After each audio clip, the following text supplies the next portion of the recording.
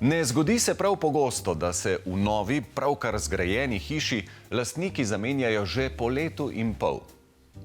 Seveda, nova družina prinese v hišo nov pogled, nove želje, nove zahteve, ki so jih v primeru, ki je pred nami, s skladnim sodelovanjem arhitektov in izvajalcev uresničili rekordno hitro.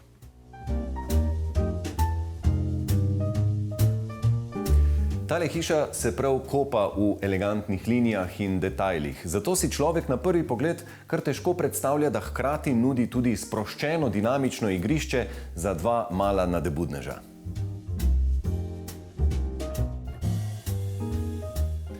Nina, živijo. Tale lepa, elegantna hiša ima že na začetku kar tako zanimivo zgodovino, a ne? Res je, res je.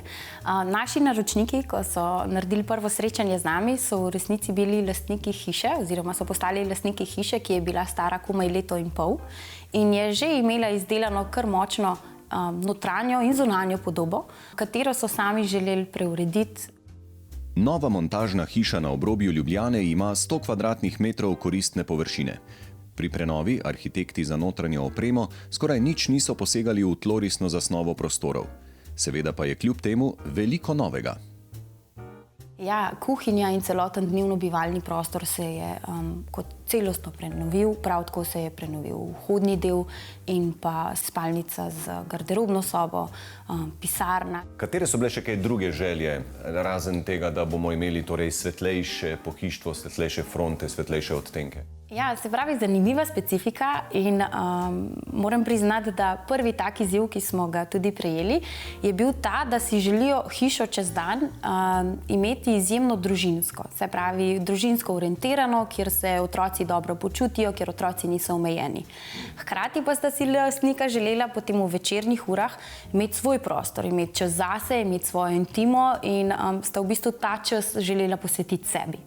In zato smo tudi samo hišo oblikovali okrog tega časa, tega dela in njihovih iztočnic, kot sem jih omenila. Ampak zdaj bi rekel, da sva v tej bolj elegantni različici hiše, ne? Če ste omenili dve vlogi, dve funkcije in si kar ne predstavljam, kje zdaj otroci imajo to možnost divjanja po domače. Ja, res je, res je. Zdaj sva v malo bolj elegantni različici, zdaj smo malo bolj pospravili za ambiente, ampak načeloma imajo pa otroci polno enih površin, zdaj tudi, če pogledamo pult pod televizijskim zaslonom, izgleda izključno eleganten. Nihče si ne bi predstavljal, da je v tem regalu spravljenih ogromno otroških igrač.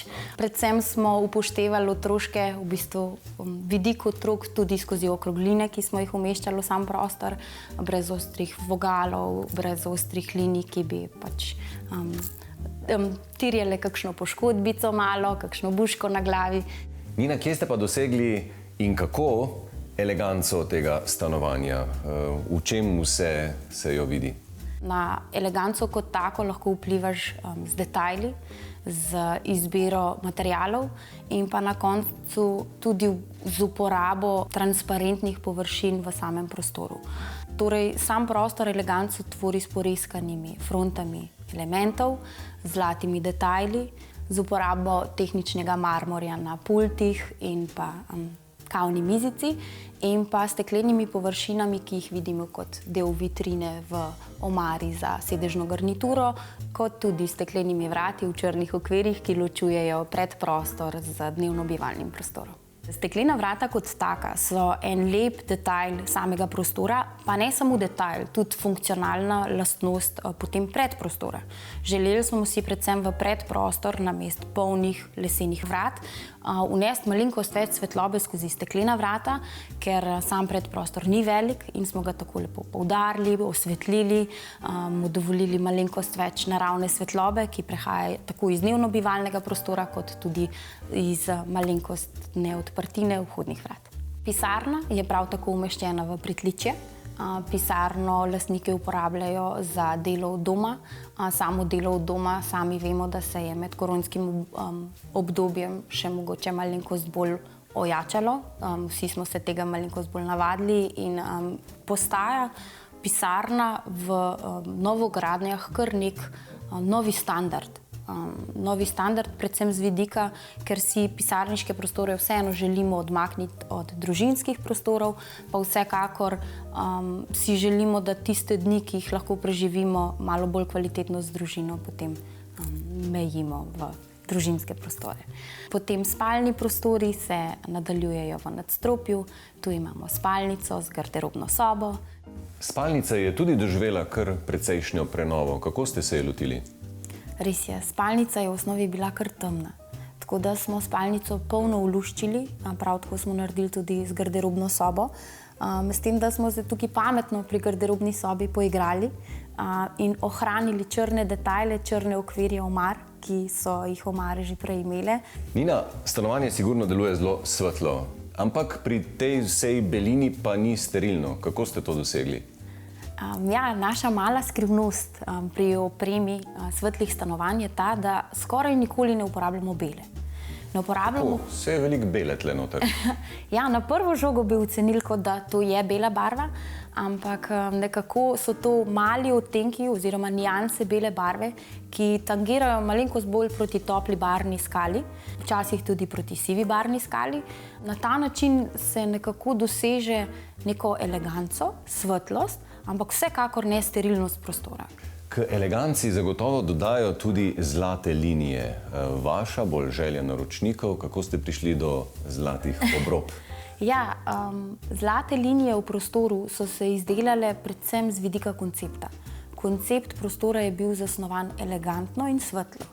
Torej, kot dopolnitev belih površin je tukaj zlata z vso eleganco, ki jo premore, prav lepa popestritev prostora. Ja, Nina, omenite še prosim časovnico tega projekta prenove, ker tudi ta je zelo zanimiva, ne? Sama prenova je bila izjemno tekoča. Od prevzema objekta naročnikov pa do njihove vselitve je trajalo samo 3 tedne in pol, da smo prenovo v celoti izvedli. Obsegala so gradbena dela, elektroinštalacijska dela, opremo in pa vsa mizarska dela in steklarska dela, ki se v hiši nahajajo. Za vse to, da je sam potek trajal izjemno tekoče, je pa potrebno bilo delo dobrih načrtov, dobrega usklajevanja izvajalcev in pa predvsem dobre ekipe, ki je potem tudi delo peljala do konca, tako kot se spodobi. Gotovo so bili prejšnji lastniki te hiše zelo presenečeni, ko so jo obiskali po končani prenovi. Na zunaj ni bila videti nič drugače, notranjost pa je bila za njih komaj prepoznavna. In to le 3 tedne in pol po začetku del.